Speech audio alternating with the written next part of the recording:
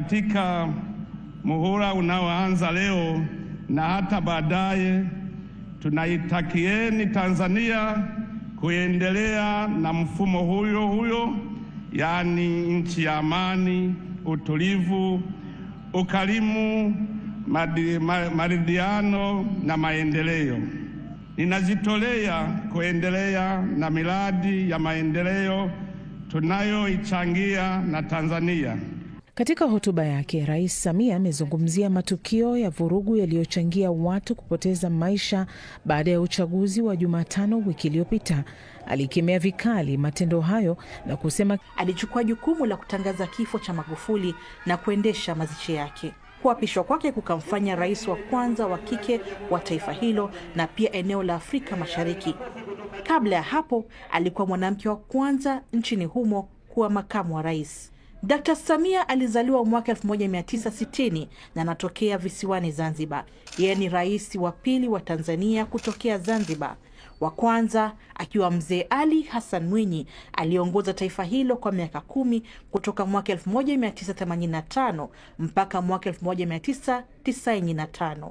Kwa Watanzania wengi, Samia alipata umaarufu zaidi wakati alipoteuliwa kuwa makamu mwenyekiti wa Bunge la Katiba lililoteuliwa mwaka 2014. Wakati huo, Tanzania ilikuwa katika mchakato wa kutengeneza katiba mpya.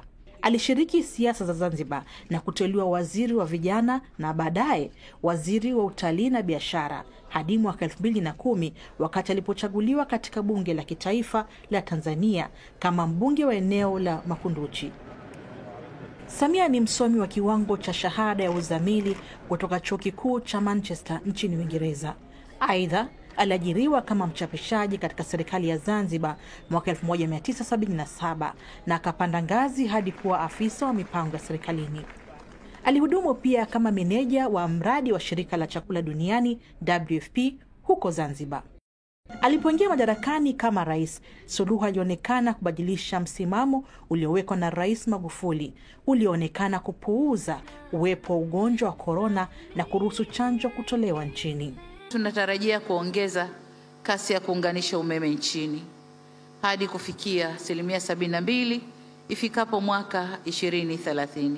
Aidha, aliendeleza miradi iliyokuwa imeanzishwa na Rais Magufuli na kunaji Tanzania kimataifa, hasa katika sekta ya utalii, kando na kuonekana kuruhusu uhuru wa kujieleza na kufanya vikao na viongozi wa upinzani.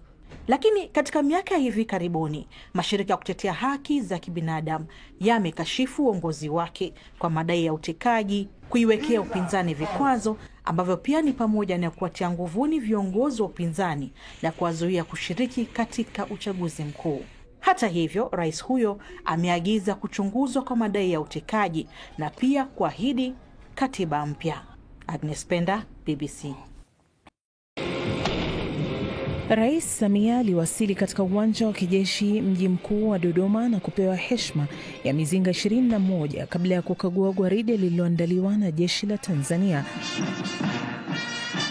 Alitangazwa mshindi wa uchaguzi wa wiki iliyopita kwa kupata kura milioni 31, ikiwa ni 97.66% ya kura.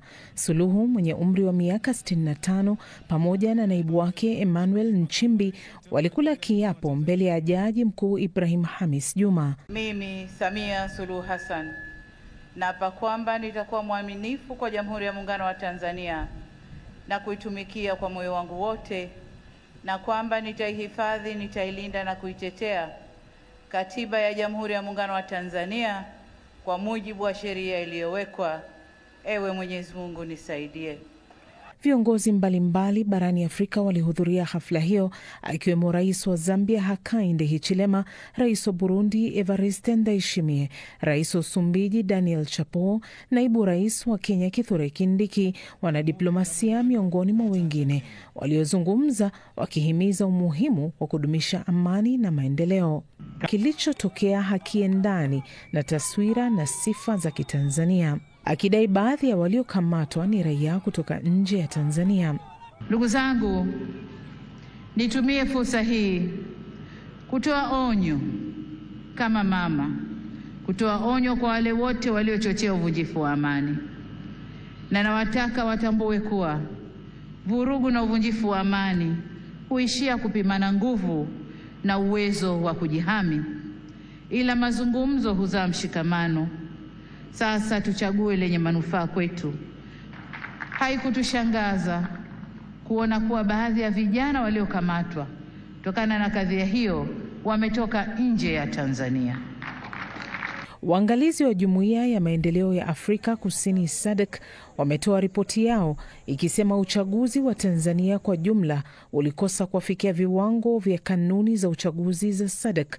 Ripoti hiyo ilisema kwamba waangalizi hawangeweza kutathmini hali wakati wa kufunga vituo vya kupiga kura pamoja na mchakato wa kuhesabu kura katika baadhi ya maeneo kutokana na kuzimwa kwa interneti. Aidha, SADC imesema kwamba kulikuwa na idadi ndogo sana ya wapiga kura katika vituo vyote vilivyotembelewa na waangalizi wake, huku vingine vikikosa kabisa kuwa na wapigaji kura. Na washukuru watazamaji wa kimataifa kuja kushuhudia uchaguzi wetu ulivyofanyika. Walipotusifu, tumepokea sifa hizo kwa unyenyekevu mkubwa. Tumesikia pia waliodhani hayakwenda sawa, na mengine hata sisi wenyewe tumeyaona. Maagizo ya kutuelekeza nini cha kufanya tumeyakataa. Ushauri wao tutauzingatia ili tufanye vizuri zaidi siku zijazo. Ikiwa ni siku ya kwanza ya muhula wa miaka 5 madarakani, Rais Samia ameahidi kushughulikia mgawanyiko nchini humo. Tunapoendelea mbele, hatutachoka wala kurudi nyuma kwenye kusimamia yote yanayohusu kujenga umoja na mshikamano wa taifa letu. Ni siku ya 6 tangu interneti kuzimwa, huku wananchi hasa katika jiji la Dar es Salaam wakikumbwa na changamoto kama vile usafiri, bei ya chakula na mafuta kuongezeka. Kiongozi huyo amewaagiza maafisa wa serikali kuhakikisha maisha ya wananchi yanarejea kawaida mara moja. Samia Suluhu Hassan ni rais wa 6 wa Tanzania. Aliingia madarakani kufuatia kifo cha Rais John Pombe Magufuli. Lakini yeye ni nani haswa? Agnes Penda na tathmini ya kina. Naapa kwamba nitakuwa mwaminifu kwa Jamhuri ya Muungano wa Tanzania. Rais Samia Suluhu Hassan aliapishwa kuwa rais wa Tanzania tarehe 19 mwezi Machi mwaka 2021 baada ya kufariki kwa aliyekuwa rais John Pombe Magufuli. Samia aliyekuwa makamu wa rais wa taifa hilo. Sasa jioni hii msemaji wa serikali ya Tanzania Gerson Msigwa ametoa ujumbe kujulisha wananchi kuwa shughuli za kijamii na kiuchumi zinarejea kama kawaida kuanzia kesho Jumanne ya tarehe 4 Novemba. Aidha, amewataka wananchi kuzingatia tahadhari na miongozo ya kiusalama kadri itakavyokuwa inatolewa na vyombo vya ulinzi na usalama. Aidha, huduma za interneti zimerejea japo sio kikamilifu nchini Tanzania baada ya kuminywa kwa zaidi ya siku 6.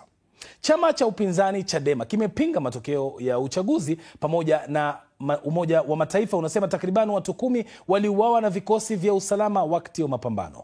Mwenyekiti wa Umoja wa Afrika amesema amesikitika sana na vifo vilivyotokea katika maandamano ya uchaguzi, huku Umoja wa Ulaya ukitoa kauli sawia na hiyo. Vyanzo vya kidiplomasia, viongozi wa upinzani pamoja na mashirika ya kutetea haki za kibinadamu yamedai kwamba mamia ya watu waliuawa katika ghasia hizo. Hata hivyo, waziri wa mambo ya nje Balozi Thabit Kombo aliambia BBC kuwa serikali haiwezi kudhibitisha idadi hiyo kirasmi. Sasa yote haya yanamaanisha nini kwa mustakabali wa Tanzania? Ili kufahamu zaidi, tuungane na mchambuzi Nicodemus Minde katika studio zetu hapa. Minde, umemsikiliza Dr. Samia Suluhu Hassan. Katika hotuba yake, ni kitu gani cha muhimu alichokisema zaidi leo? Nadhani nimepata kusikia kwamba atajitahidi kufanya labda maridhiano na viongozi na kuiponya taifa, jambo ambalo ni muhimu sana kwa Tanzania kwa sasa, maana kuna watu wengi wamejeruhiwa sio tu kwenye miili yao bali katika mioyo yao. Kwa hiyo itakuwa ni vyema endapo atafanya hivyo alivyoahidi, basi tutaona kwamba itakuwa ni jambo jema. Tunapozungumzia matukio ya hivi karibuni, muhula huu wa pili wa Rais Samia utakuwa muhula wa aina gani ukizingatia matukio ya siku 5-6 zilizopita? Kama tunaweza kuangalia kwa hizo siku zilizopita, nadhani muhula utakuwa ni kidogo mgumu kama kutokuwa kuna mabadiliko ya kina, kwa kuwa tunaona kwamba kuna mambo mengi ya kimfumo na katika njia nzima ya kiutendaji unahitaji kubadilishwa, lakini sana sana nadhani kama kweli anataka kuacha ile wanapoanza legacy, itakuwa ni muhimu sana alete mabadiliko ya katiba mpya na kufanya ile kuleta maridhiano ya jamii, kwani kwa sasa Tanzania kusema ukweli watu wamejeruhiwa sana kutokana na matukio ya wiki moja iliyopita. Tunapozungumzia legacy kama ulivyotaja, yani awe na utawala ambao atakumbukwa vipi kama rais wa Tanzania, waangalizi wa uchaguzi huu kutoka Jumuiya ya Kusini mwa Afrika SADC wanasema hawajaridhishwa na uchaguzi, haujakidhi viwango vya kimataifa vya uchaguzi vya demokrasia. Hii inaiweka wapi Tanzania katika jumuiya ya kimataifa? Kwa mfano sasa Tanzania kusema kweli ndani ya wiki moja imekuwa inazungumzwa vibaya sana katika vyombo vya nje, na nadhani matukio hivi yaliyotokea, maandamano pamoja na tuhuma za mauaji pamoja na mambo mengine, kusema kweli imeweka Tanzania katika picha mbaya ya kimataifa, na nadhani ni muhimu sana endapo rais ana dhamira ya ukweli, basi kubadilisha taswira nzima ya Tanzania miongoni mwa dunia, kusomana kwa kuwa kunaona kwa kiasi kikubwa ile taswira imeharibika. Naam, inaonekana Jumuiya ya Afrika Mashariki kidogo imetofautiana na SADC. Wao ni kana kwamba wanaunga mkono yale yaliyofanyika Tanzania. Kwa nini iwe hivi? Ambao ni kinaya kusema ukweli, kwa kuwa Tanzania kwa kihistoria inaonekana inaegemea sana upande wa kusini, na sasa hivi tunaona jumuiya ya SADC kwamba imetoa tamko ambalo kidogo ni kali. Kwa hiyo mimi naona kama ni kinaya, na kwa nini EAC, yani Jumuiya ya Afrika Mashariki, inaanza kwenda kama ripoti yao sio ile kali sana. Kwa hiyo naona kama ni kinaya ambayo kidogo nadhani sisi watafiti tutabidi kuangalia kwa undani. Kwa mtizamo wako, Rais Samia anafaa kufanya nini, kufanya kazi na nani, ili kuhakikisha kwamba anarudisha ile heshima yake miongoni mwa Watanzania wa kawaida na kuhakikisha kwamba anapata tena uungwaji mkono kipindi hiki?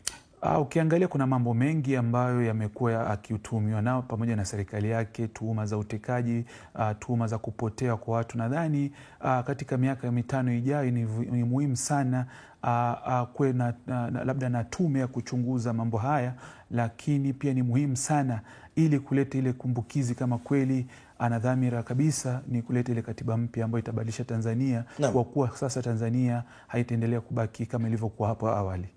Serikali inasema shughuli za kawaida zirejee. Msemaji wa serikali amesema kuanzia kesho watu endelee na shughuli za kawaida, lakini Marekani na Uingereza bado wameweka tahadhari kuhusu hali ya usalama Dar es Salaam na maeneo mengine Tanzania. Na bado kuna zile zuio la kutoka nje usiku bado lipo, halijatolewa. Hii inaiweka wapi hali ya usalama Tanzania kwa sasa? Ni tete kusema ukweli, kwa kuwa bado watu na licha kwamba kumekuwa na hili tamko kutoka kwa msemaji wa serikali kwamba mambo yaendelee kama ilivyokuwa awali, lakini bado kuna ile hofu miongoni mwa watu, na pia hizi kauli ambazo zimetolewa na jumuiya ya kimataifa bado inaleta ile hali ya sintofahamu. Kwa hiyo itachukua naona muda kidogo hadi mambo yatulie, lakini nadhani ni vizuri serikali ipate kusikiliza madai sana sana ya watu pamoja na vyama vya upinzani. Kwa kifupi tu, mama ameshinda kwa 98%. Tunatarajia nini baada ya hapa? Nadhani tusijui kwa sasa, bado naona ni hali bado ni ngumu. Mimi ninavyoona ni vyema mazungumzo yawe yanaweza kujadili kwa kina kuhusu ni jinsi gani wataweza kuipeleka Tanzania mbele kutokana na hii kujeruhiwa kwa watu na sana sana mioyo ya watu. Shukran sana Minde, asante sana kwa tathmini hiyo. Hii ni Dira ya Dunia kutoka idhaa ya Kiswahili ya BBC.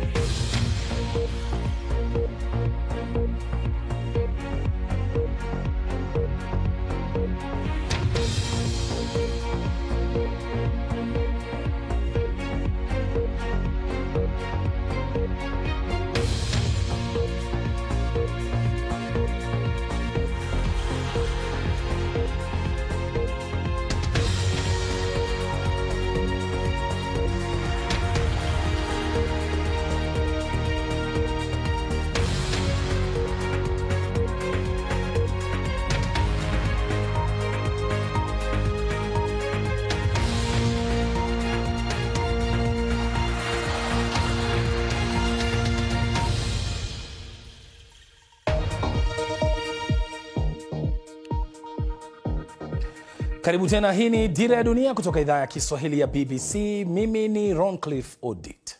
Sasa muda mfupi tu baada ya Rais Samia Suluhu Hassan kuapishwa kuanza muhula wake wa pili nchini Tanzania, Watanzania na raia wa nchi nyingine wanaotumia mpaka wa Namanga kati ya taifa hilo na Kenya wametoa wito wa kuondolewa kwa vikwazo vya usafiri. Je, shughuli zimekuwaje katika eneo hilo ambalo lina umuhimu mkubwa wa kibiashara kati ya Kenya na Tanzania? Ahmed Bahaj bado yuko Namanga. Huku hafla ya kuapishwa kwa Samia Suluhu Hassan kuchukua uongozi katika awamu yake ya pili ikifanyika katika kambi ya jeshi jijini Dodoma, hapa Namanga katika mpaka wa Kenya na Tanzania, wananchi walitazama kwa makini kupitia runinga, wengine pia walifuatilia kupitia kwa simu zao, lakini na wengine pia nao wakafuatilia kupitia kwa redio. Na mazingira Hafla hiyo ilionekana kutohudhuriwa na viongozi wengi wa kikanda, lakini hata hivyo kiongozi wa Zambia Hakainde Hichilema alikuwepo. Sasa baada ya kuapishwa kwake, hapa Namanga kulikuwa na hali ya wasiwasi kidogo, huku baadhi ya wananchi hata wakihofia kuzungumza na BBC. Wengi wao wakitafakari ni upi mustakabali wa Tanzania baada ya siku hii ya leo. Waathirika wakubwa wa uchaguzi huu tata nchini Tanzania wamekuwa ni sekta ya uchukuzi. Kwa siku 5 sasa baada ya ile idara ya uhamiaji nchini Tanzania kupiga marufuku malori ya bidhaa na vitu muhimu kuingia katika mpaka huu wa Namanga, kumekuwepo na mrundikano na foleni kubwa za magari haya, huku wafanyabiashara kutoka Kenya na nchi nyingine wakikadiria hasara za mamilioni ya fedha, kwani baadhi yao wana mizigo wanataka ingie Tanzania, huku wengine wakisubiri kwenda kuchukua mizigo ya Tanzania. Unajua, kwa ujumla hii furugu ndio imefunga mpaka. Maana usalama kutokuwepo ndio inafunga mpaka. Kwa hivyo sasa ambayo ile kitu muhimu ambayo sisi tunahitaji ndi uapisho ishe, manake kisha tuna uhakika kwamba kila kitu itafunguka na biashara itaendelea kwa pande zote mbili, nasi pia uchumi wetu utakuwa mzuri. Baada ya kimbunga na dhoruba kali ya siku 5 za baada ya uchaguzi mkuu nchini Tanzania, matumaini ya wengi ni kwamba hali itarejea kawaida na maisha yasonge mbele. Lakini Felix Kemboi, kama tu waathirika wengine wengi katika eneo la bonde la Ufa nchini Kenya na mashariki mwa Uganda, anasubiri taarifa kuhusu wapendwa wao. Timu za uokoaji zimetuma katika eneo la Elgeyo Marakwet nchini Kenya na wilaya za Buko, Kapchorwa na Kwen katika nchi jirani ya Uganda. Timu hizo zinatafuta makumi ya watu waliotoweka kufuatia maporomoko kadhaa yaliyotokea katika eneo hilo la mpaka. Hadi kufikia sasa, watu 18 wamefariki nchini Uganda, huku 28 pia wakithibitishwa kupoteza maisha upande wa Kenya, ikiwemo idadi kubwa ya watoto. Makazi ya watu, shule na mifugo wengi ilisombwa na maji, huku barabara kadhaa pia zikiwa haziwezi kupitika tena. Waziri wa mambo ya ndani wa Kenya Kipchumba Murkomen ametoa wito kwa mamlaka kuwahamisha watu walio katika maeneo ya hatari hadi maeneo salama. Ninaamini ya kwamba tutapiga hatua kubwa sana leo kuhakikisha kwamba tumewafikia wale wako mashinani, na miili ambayo zimepatikana leo asubuhi na wale wamepotea bado wanatafutwa. Tutafanya kila liwezekanavyo kusaidiana. Mwezi uliopita, idara ya utabiri wa anga ya Kenya ilitahadharisha kutokea kwa mvua kubwa. Nchini Uganda, shirika la Msalaba Mwekundu limesema mvua kubwa zinazonyesha zilisababisha kufurika kwa mito ya Astiri na Sipi, na hivyo kusababisha uharibifu mkubwa kwa makazi, shamba na miundombinu. Shughuli za utafutaji na uokoaji katika nchi hizo mbili zinaendelea. Shuaib Ibrahim, BBC.